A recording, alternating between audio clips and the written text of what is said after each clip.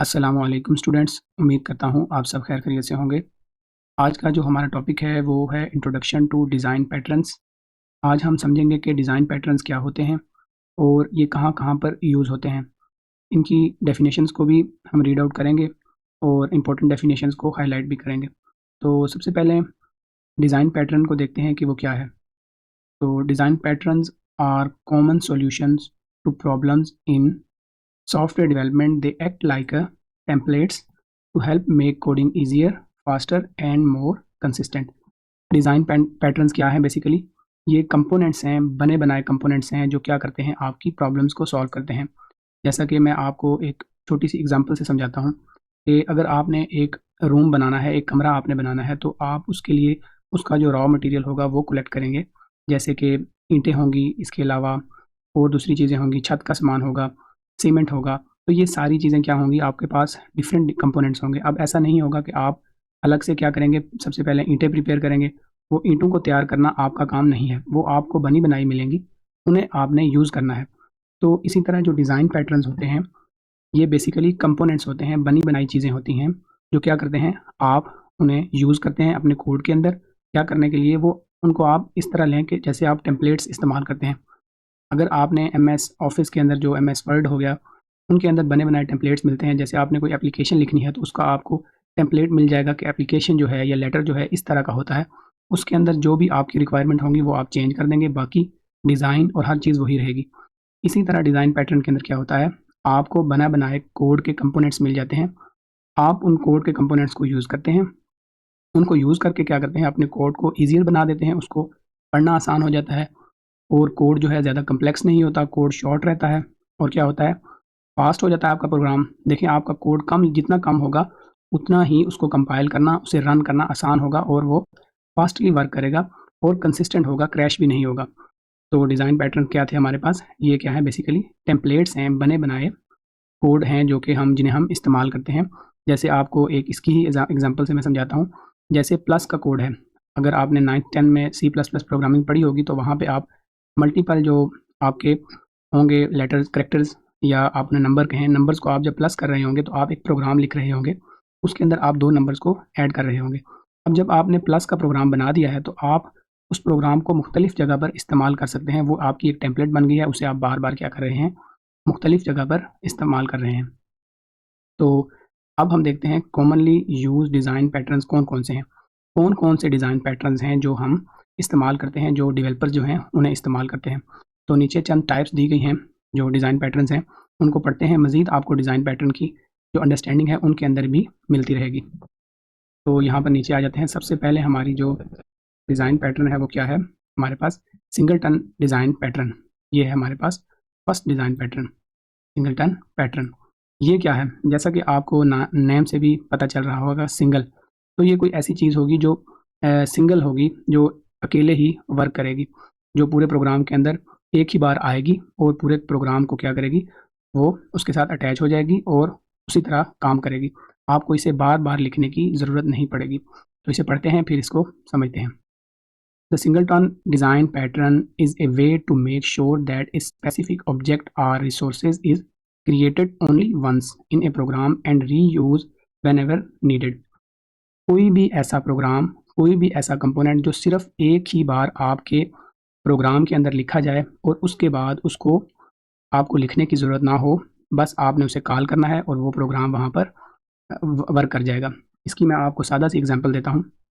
जो डेवलपर्स होते हैं वो क्या करते हैं, बैकएंड जो होता है उसको क्या करते हैं, अटैच करते हैं आपके फ्रंट एंड के साथ। तो वो सिंपल एक क्यूरी लिखते हैं, एक लाइन लिखते हैं, तो वो बैकएंड का जो कोड है वो सारा का सारा किसके साथ, फ्रंट एंड के साथ अटैच हो जाता है एक वन कॉल के ऊपर।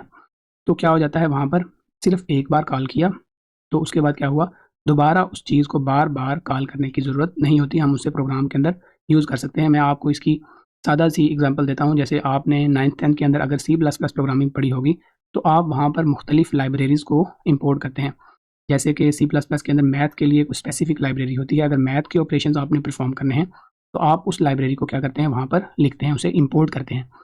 तो वन टाइम जब आपने एक लाइब्रेरी को इंपोर्ट कर दिया, अब जितनी भी उसकी फंक्शनैलिटीज़ हैं आप उन्हें कोड के अंदर इस्तेमाल करते जाते हैं, करते जाते हैं। अब बार बार आपको उसे इंपोर्ट करने की उसे अपने कोड के अंदर ऐड करने की ज़रूरत नहीं होती। आप उसे वन टाइम अपने कोड के अंदर लिखते हैं और वो आप उसे पूरे प्रोग्राम के अंदर जहाँ चाहे आप उसे इस्तेमाल कर सकते हैं। ये होता है हमारा सिंगलटन पैटर्न। दूसरा हमारा जो है फैक्ट्री पैटर्न्स हैं। फैक्ट्री पैटर्न्स क्या होते हैं? जैसा कि नाम से ही आपको पता चल रहा होगा, फैक्ट्री से आपको आपके जहन में एक डिज़ाइन आ रहा होगा कि जहाँ पर मुख्तलिफ़ चीज़ें बनती होंगी और वहाँ से वो क्या होंगी, यूज़ के अंदर आती होंगी। तो इसे पढ़ते हैं और फिर इसको अंडरस्टैंड करने की कोशिश करते हैं। The factory design pattern is like having a special workshop.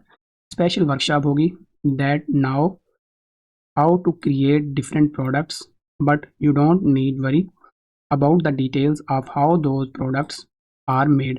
Instead, you just tell the factory what you need and it gives you the finished product. वो क्या कह रहा है कि फैक्ट्री की जो एग्जांपल है उसके अंदर क्या होता है, आप सिर्फ फैक्ट्री को अपनी रिक्वायर प्रोडक्ट का बताते हैं कि हमें ये प्रोडक्ट रिक्वायर है। फैक्ट्री उस चीज़ को बल्क के अंदर प्रिपेयर कर देती है आपके लिए। तो आपको किसी चीज़ की बनाने की ज़रूरत नहीं होती। आप क्या करते हैं, फैक्ट्री को बताते हैं और वो क्या करती है, आपके बिहाफ के ऊपर प्रोडक्ट को प्रिपेयर कर देती है। इसको आप जो है डेवलपमेंट के साथ कैसे रिलेट करेंगे? हमारे पास जो है बहुत सारी लाइब्रेरीज़ आती हैं, डेवलपमेंट के अंदर मॉड्यूल्स आते हैं, जिनके अंदर बहुत सारी चीज़ें ऑलरेडी बनी बनाई होती हैं, बहुत सारी चीज़ें ऑलरेडी बनी होती हैं, उन्हें हमें बार-बार बनाने की ज़रूरत नहीं होती। हम जस्ट एक सिंगल लाइन लिख के उन चीज़ों को इस्तेमाल कर सकते हैं। मैं आपको एक लाइब्रेरी जो है वो दिखाता हूँ, जिससे आप इसे रिलेट कर सकते हैं फैक्ट्री पैटर्न के साथ और आप अच्छी अंडरस्टैंडिंग को बिल्ड कर सकते हैं। डिज़ाइनिंग के लिए अक्सर जो डेवलपर्स हैं वो यूज़ करते हैं बूटस्ट्रैप। तो इसकी मैं आपको थोड़ी-सी अंडरस्टैंडिंग देता हूँ कि फैक्ट्री से मुराद यहाँ पर है क्या?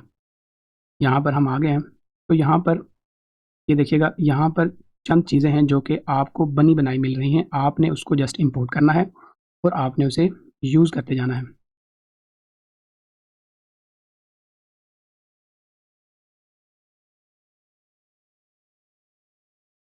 यहाँ पर आपको चंद जो हैं टेम्पलेट्स नज़र आ रही होंगी। आप अगर कोई वेबसाइट ओपन करते हैं तो आपको ऊपर हेडर्स नज़र आते होंगे, इस तरह का जो इंटरफ़ेस है ये इसे हम कहते हैं हेडर। तो आपको ये मुख्तलिफ़ किस्म के हेडर्स जो हैं वो बने-बनाए एक फैक्ट्री प्रोवाइड कर रही है। ये जो बूटस्ट्रैप है आपको ये प्रोवाइड कर रही है। ये सारे के सारे हेडर्स बने हुए हैं। इसी तरह यहाँ पर आपको और फ़ीचर्स भी दिए गए हैं। यहाँ पर आपको स्लाइड बार्स आपको नज़र आ रहे होंगे। ये स्लाइड बार क्या होती हैं, यहाँ पर अगर एक साइड से आपके पास एक स्क्रीन ओपन होती है जहाँ पर आपको मुख्तलिफ जो है टैब्स नज़र आते हैं, तो उसे हम कहते हैं स्लाइड बार। तो आप क्या करते हैं, उस फैक्ट्री को सिर्फ उसकी जो है आप उसकी कोई की इस्तेमाल करते हैं। की इस्तेमाल करने के बाद आप उसे क्या कर सकते हैं, इस्तेमाल कर सकते हैं। यहाँ पर ये आपको नज़र आ रहे होंगे, ये आपको एक स्लाइड बार नज़र आ रहा है, ये दूसरा, ये तीसरा, ये चौथा। ये आपको बने बनाए मिल रहे हैं। आपने जस्ट क्या करना है, एक छोटी सी क्यूरी लिखेंगे और आपके डिज़ाइन के अंदर ये चीज़ बनी बनाई ऐसे ही ऐड हो जाएगी जैसे यहाँ पर आपको नज़र आ रही है। तो ये है फैक्ट्री का कॉन्सेप्ट। फैक्ट्री के अंदर क्या होता है, आपने किसी चीज़ को बनाना नहीं है।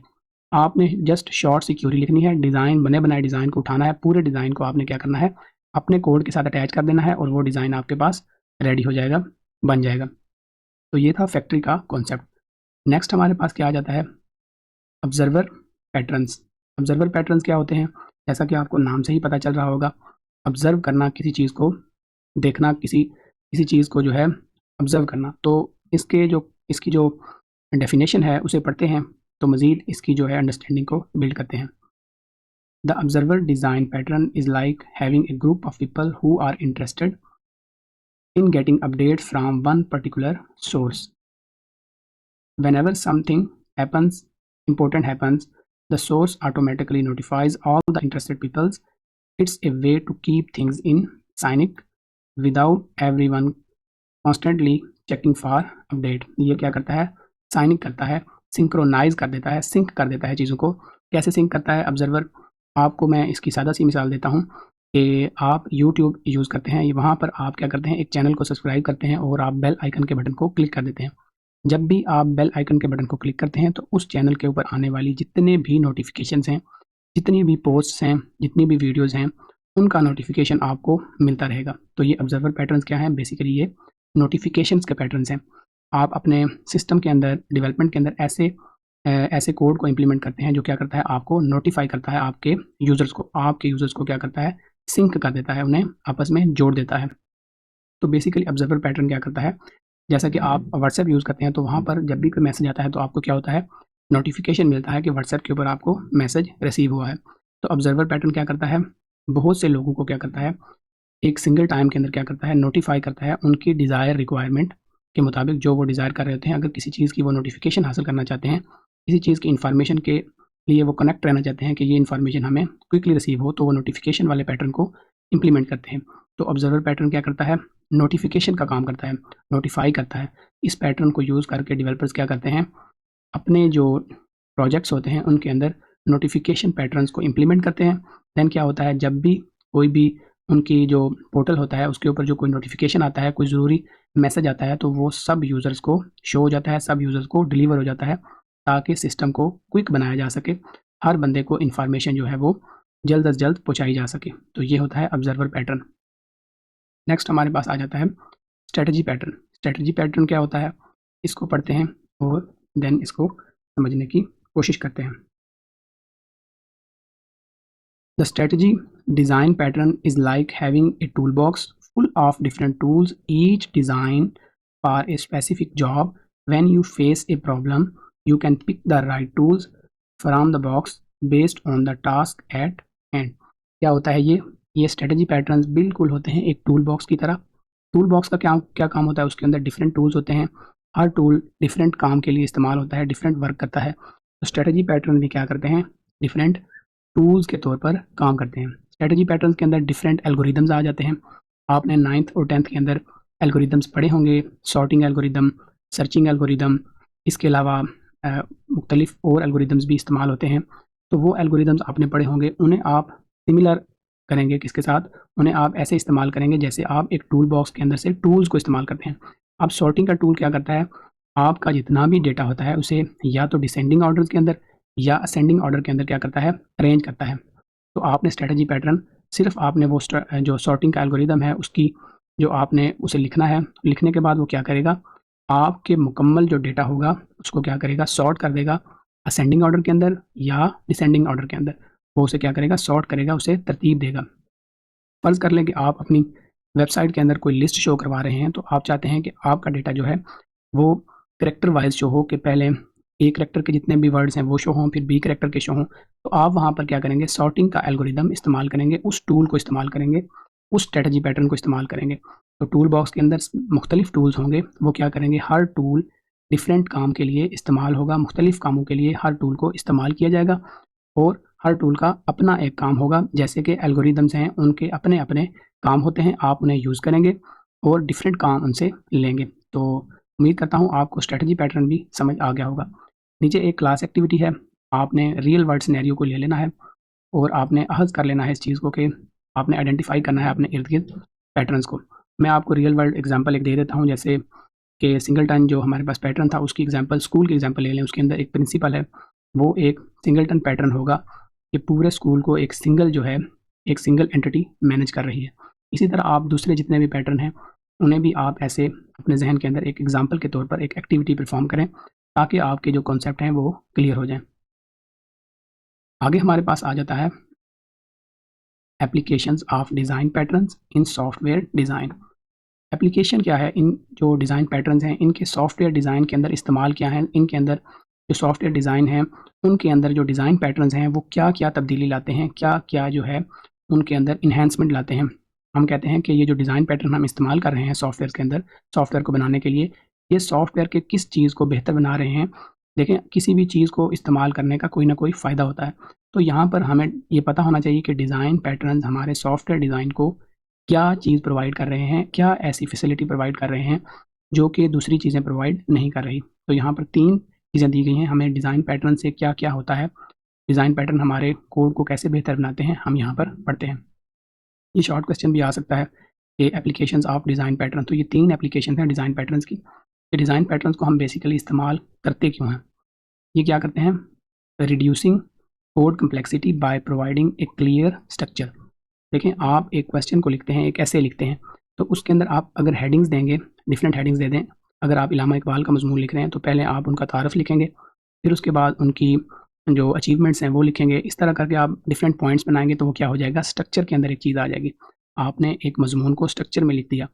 इसी तरह अगर आप उस मज़मून को सीधा एक पैराग्राफ के अंदर लिखेंगे ना तो पढ़ने वाले के लिए आसानी होगी और ना आपको लिखने के में आसानी होगी। आप मुख्तलिफ़ चीज़ें मुख्तलिफ़ जगह पे लिख देंगे, जो कि पढ़ने वाले के लिए भी मुश्किल पैदा करेंगी। तो यहाँ पर जो हमारा डिज़ाइन पैटर्न है, वो क्या कर रहा है, कोड को रिड्यूस कर रहा है और क्या जो उसके अंदर जितनी भी कम्प्लेक्सिटीज़ हैं, उनको ख़त्म कर रहा है। कम्प्लेक्स को कोड को क्या कर रहा है, आसान बना रहा है और एक स्ट्रक्चर प्रोवाइड कर रहा है, एक शक्ल प्रोवाइड कर रहा है, ताकि इसका फ़ायदा क्या होगा? देखें, अगर आपका आपकी ऑर्गेनाइज़ेशन के अंदर 10 या 20 डेवलपर काम कर रहे हैं, अगर आपका जो कोड है, वो स्ट्रक्चर फॉर्म के अंदर होगा, तो हर डेवलपर के लिए समझना आसान होगा, तो हर डेवलपर उसे आसानी से समझ सकेगा। दूसरा पॉइंट क्या होता है, स्ट्रक्चर हमारे लिए बहुत ज़रूरी है, तो ये पहला पॉइंट है डिज़ाइन पैटर्न को इस्तेमाल करने का जो फ़ायदा है। दूसरा पॉइंट क्या है, इन्हेंसिंग दूसरा हमारे पास पॉइंट है enhancing code reusability by using proven solution. ये क्या करता है, कोड की रीयूजेबिलिटी को बढ़ा देता है। आपके जो कोड है, आपका जो प्रोडक्ट है, उसमें कोड बार बार यूज़ नहीं होता। एक ही बार आप जो भी कोड लिखेंगे तो आप बार बार इस्तेमाल कर सकेंगे, जो क्या करेगा, आपके कोड को रिड्यूस कर देगा, कोड को कम कर देगा। जब कोड कम होगा तो आपका जो कोड है वो कम होगा, तो आपका प्रोजेक्ट जो है वो एफिशिएंटली वर्क करेगा, सही तरीके से काम करेगा। तो जैसे यहाँ पर ऊपर मैंने एग्जांपल के अंदर भी आपको बताया था कि जो है क्या होता है, सिंगलटन क्या होता है, आप एक चीज़ को पहले बना लेते हैं, जब वो बन जाती है तो आप उसी को बार बार इस्तेमाल करते हैं। फ़र्ज़ कर लें कि आपने एक कोड बनाया 2 नंबर्स को ऐड करने का।